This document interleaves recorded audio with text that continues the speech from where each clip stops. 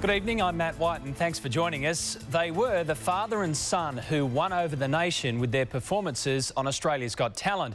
But Cameron and Taylor Henderson didn't win over their church.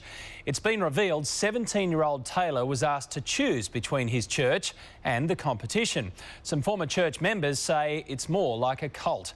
Linda Kincaid has this exclusive investigation. Look, I've really got no comment. And if I had... That was a fantastic song and a beautiful performance. Loved it. I wouldn't describe as a church, as a cult. I'm Linda Kincaid. I'm with Channel 7. As a kid, music was always just a part of my life. Dad would always be playing guitar to me, and that's how my love for music sort of really started, and why I play guitar now and follow in his footsteps. Just wondering if you can tell us why Taylor Henderson was kicked out of the church. Music has been such a personal thing to me, but now people know that I'm a songwriter and I play guitar. It's crazy. Morning, Pastor Hollins.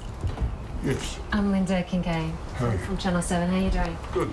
Just wanted to ask you about Taylor Henderson. Yes. Look, Did you kick him out of the church?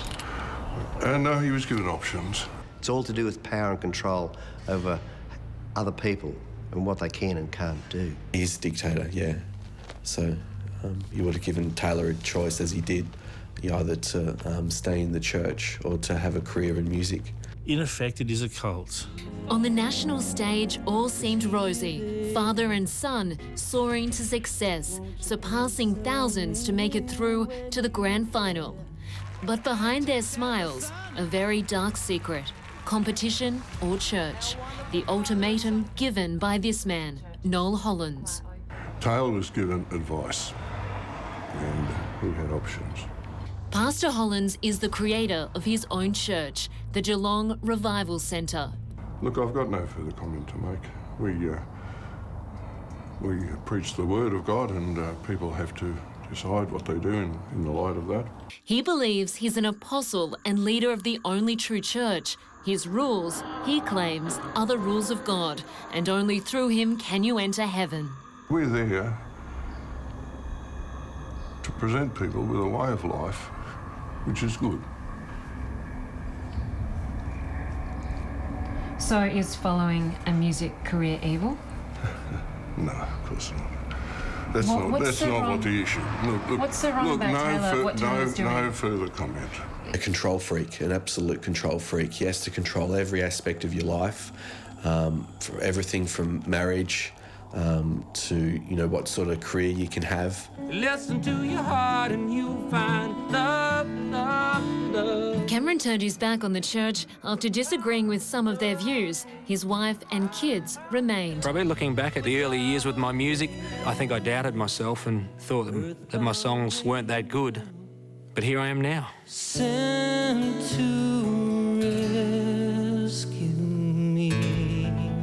Now 17-year-old Taylor has been forced out, excommunicated. But we are there to present a message, and we have to be consistent. I've got nothing further to say. That's it. His auntie told me that he was very upset. He was crying when Hollins told him, devastated, yeah. Taylor is no longer allowed to contact friends on the inside.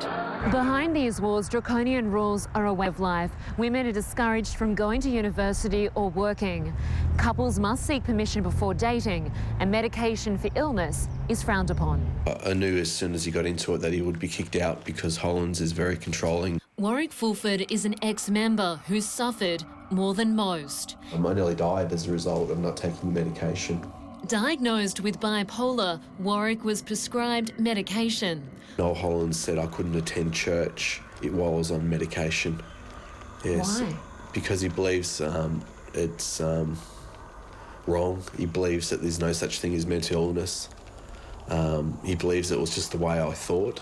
It got that bad that I was walking on the Westgate Bridge about to jump off and the police stopped me. I just wanted to, get away. I was that sick, I just wanted to get away from everyone. Warwick left his family behind and escaped the clutch of the Revival Centre. He's since found a Baptist church and is on medication, working as a roof tiler. Oh, they just cut me off.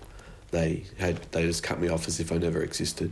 What a waste of life it's been to spend all that years in, just serving some dictator. If you want to have a child's birthday party, you're only allowed something like 2 in a child's lifetime. If you have a gathering of people in your house, such as a birthday party, there's never any more than, say, 6. Oh, he likes to keep the numbers low so that he has control over everything all the time. Building contractor Tom Kennedy got out years ago and believes Taylor is better off on the outside. It is an immoral, spiritual abuse. The Hendersons had agreed to an interview. When we arrived at the home, the fire was going, the TV on, but no one answered the door. Clearly, someone had got to them. They want to talk, but they are really scared, and that's the power Noel Hollins has over other people. It mentally affects people. It's damaging. Since last week's grand final, the father and son, who came second and third, are now performing at gigs in Geelong. Have a little faith in me. An act which the church would condemn. Right on the tip of my tongue. Very proud of the boy. Great to hear him out there. Ex-members are now getting together, forming support groups. There's a Facebook page set up with almost 90 members and an online forum for those wishing to share their horrid experience. You weren't allowed to go to the movies? No. Why? We were told these people were evil. It's mind control. Larissa doesn't want to be identified with this group anymore after years of nightmares. How much control did they have? They control everything you do. They control everything you think. So I was told to leave my baby, my 6-month-old baby, in the caravan whilst I attended the meetings without going to check on him. When Larissa finally left, some of her family stayed behind.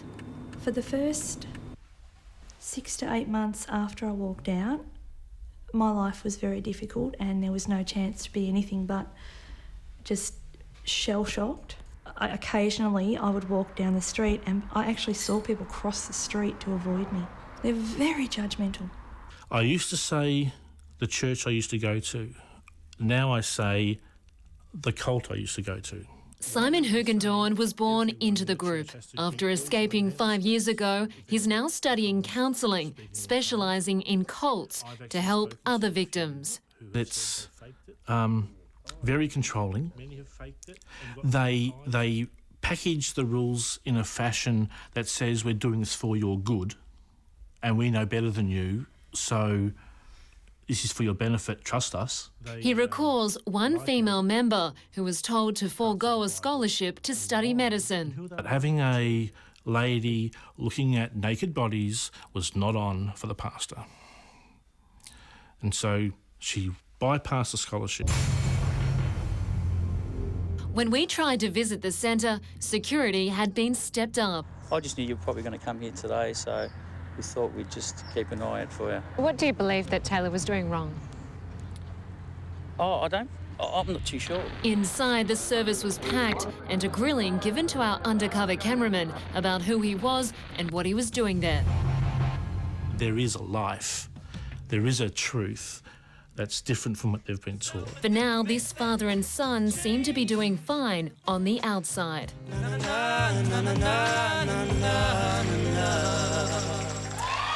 That's Linda Kincaid reporting.